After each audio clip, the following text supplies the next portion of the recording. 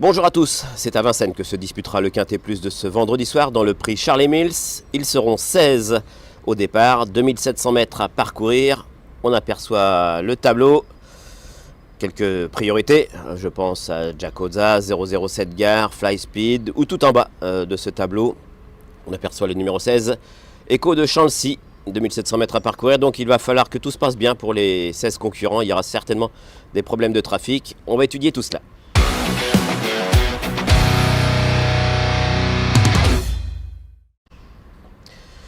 J'ai donc fait confiance à la ligne d'un des récents quintés, le prix Bernard Lequelec, où justement Jacozaz s'imposait devant 007 Gare et Fly Speed terminait 3e. J'ai inversé l'ordre cette fois-ci, j'ai retenu en tête le numéro 9, 007 Gare, puisque dernièrement, il n'en était qu'à sa deuxième course après un petit break, il manquait peut-être un petit peu, il a échoué de très peu.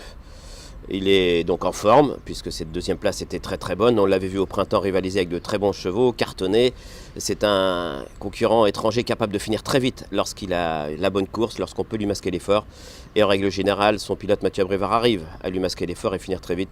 Donc là, il peut prendre sa revanche sur Jacozaz. Mais Jacozaz, je l'ai retenu en troisième position. Entre ces deux concurrents, j'ai retenu le numéro 5, Fly Speed, qui terminait troisième. Fly Speed a franchi un palier ces derniers temps. On l'a vu remporter l'étape du GNT de Pornichet. Dernièrement, il était troisième après avoir animé et fait un plat course justement pour Jacozaz et 007 Gare. Il avait même fait une petite faute dans le tournant final avant de bien se relancer. Cette fois-ci, Jean-Philippe Monclin a déclaré qu'il allait le courir caché, lui masquer l'effort. Et ça peut aider Fly Speed justement à terminer plus près, cette fois-ci, de 07 Gare et Jacozaz. Jacozaz, le numéro 7, donc, que j'ai retenu en troisième position, mais qu'il peut aligner, pourquoi pas, un troisième succès. Puisqu'il est en pleine forme actuellement, il reste sur 2 victoires, il est assez maniable, mais il faudra que ça se passe bien. Dernièrement, on a vu Jean-Michel Bazir placer une banderille et conserver le meilleur de très peu. Est-ce qu'il en sera de même ce vendredi soir? Pas certain, mais toujours est-il que voilà, ce sont 3 chevaux qui devraient encore jouer les tout premiers rôles avec le numéro 16, Echo de Chancy. C'est d'ailleurs la stat de cette émission, 100% de réussite. Il a couru 7 fois à Vincennes, déféré des 4 pieds, 7 fois dans les 4 premiers, et ces 7 courses se disputaient dans des quintés plus. Donc autant dire 100% de réussite dans les quintés. C'est une base. Après, pour gagner, c'est peut-être un peu plus compliqué. Il avait gagné il n'y a pas très longtemps un quintet plus avant d'être 4e dernièrement à Cran, mais c'était un quintet peut-être un poil moins relevé que celui de ce vendredi soir. Donc voilà, ça ce sont vraiment les 4 priorités. S'ils étaient 1, 2, 3, 4, ça serait logique, presque trop logique. Et là, il faudrait s'attendre à des petits rapports. Derrière ces 4 bases, j'ai retenu le numéro 3, Holy Water. Il ne faut pas le condamner sur sa 6e place dernièrement à Vichy. Ça s'est un peu moins bien passé. Mieux vaut le juger sur cette 3e place derrière Ampia Médé et Eric The Hill.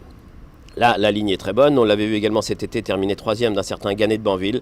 Donc avec Gabi Gelormini, il peut effacer ce dernier échec et jouer un bon rôle. Flya Kaluma, le numéro 1, une jument qui à pareille époque alignait les bonnes performances. Cet hiver, au mois de janvier, on l'a vu encore gagner à Vincennes dans une épreuve intéressante. Et elle avait rivalisé avec de bons chevaux avant d'être victime de coups de sang, de myosite, si bien qu'elle a mis beaucoup de temps à retrouver la bonne carburation. Sa dernière course la montre en nette amélioration puisqu'elle a remporté un quintet disputé à Amiens. Elle revient à Vincennes dans un lot un peu plus relevé, mais sur sa forme et le fait qu'elle soit sur la montante, et je dirais même un peu en retard de gain sur ce qu'elle faisait l'hiver dernier, elle peut jouer un bon rôle ici. Le numéro 2, Marcelo Wib, on ne l'a pas revu depuis un peu plus de 2 mois, mais c'est un concurrent qui, il n'y a pas très longtemps, avait rivalisé avec de très bons chevaux. On l'avait vu notamment terminer devant Ampia Médé et 007 Gare, c'était au printemps. Alors c'est vrai qu'il rentre, mais quasiment dans le même cas de figure, c'était en octobre 2020. Il rentrait aussi, il avait été 5e, très malchanceux ce jour-là, il aurait joué un tout premier rôle s'il avait pu s'exprimer. Donc je m'en méfie même si c'est une rentrée. Et puis je terminerai avec Marcelo Wib. Alors Marcelo Wib, excusez-moi, Drop de Durier, le numéro 10, qui fait preuve d'une grande régularité, mais il vient à Vincennes. Alors cette grande régularité, c'est surtout dans le centre et dans le sud. On le voit 3e, 4e. Il lui arrive parfois de gagner quand tout se passe très bien.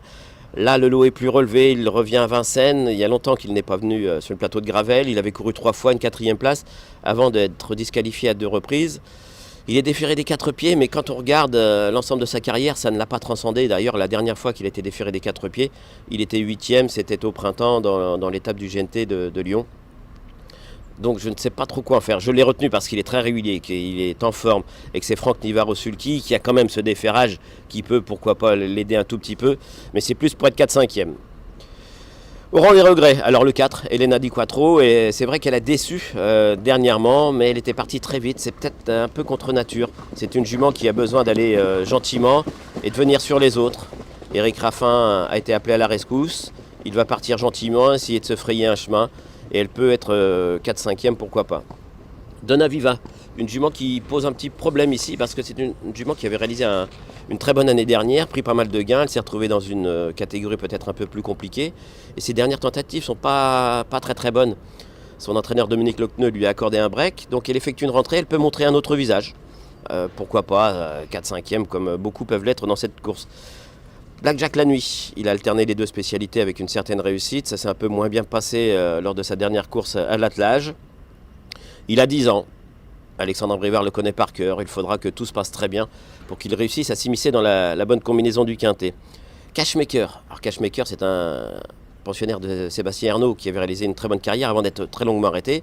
1 an et demi, une tentative de retour à la compétition, malheureusement une course et ensuite arrêté de nouveau 1 an. Donc voilà, des jambes de cristal, il a désormais 4 courses dans les jambes cet été en province, en Normandie, depuis son retour chez Sébastien Ernaud. Et la dernière, pas si mauvaise que ça, à Alençon, il a fait la faute, mais son entraîneur quasiment certifié qu'il aurait joué les tout premiers rôles s'il ne s'était pas montré fautif. Donc il est sur la montante. On va peut-être pas tarder à remontrer le bout de son nez, mais c'est très difficile d'entraîner un cheval qui a des problèmes de jambes. Le numéro 8, Buy and Buy, voilà, lui aussi il a 10 ans, c'est bien ce qu'il a fait. Il est 6e l'autre jour dans l'étape du GNT d'Argentan. Je serais tenté de dire qu'il est à sa place. Alors son entraîneur, Mathieu Varin, que j'avais croisé à Vincennes, m'a dit qu'il était dans la forme de sa vie. Mais à Vincennes, faut vraiment, sur la longue distance, il faut vraiment que ça se passe comme dans un rêve pour qu'il réussisse lui aussi à accrocher une 5e place. Et je terminerai avec le numéro 14, Classic Offer. Alors depuis le mois de juin 2020, ça fait à peu près 16 mois qu'il n'a pas enregistré une bonne performance. Il a dû, j'avais noté ça quelque part, je ne sais plus combien c'est d'échecs, mais voilà. Dernièrement, c'était un petit peu mieux, il était 6e, mais il gagnait encore un rang après enquête. C'est difficile pour lui. Et puis deux chevaux que je qualifierais d'interdits, le 13 Firello qui effectue une course entre deux de préparation, il est ferré, et puis Brainstorm, le numéro 15, qui est plutôt en fin de carrière. Allez, c'est l'heure de notre choix.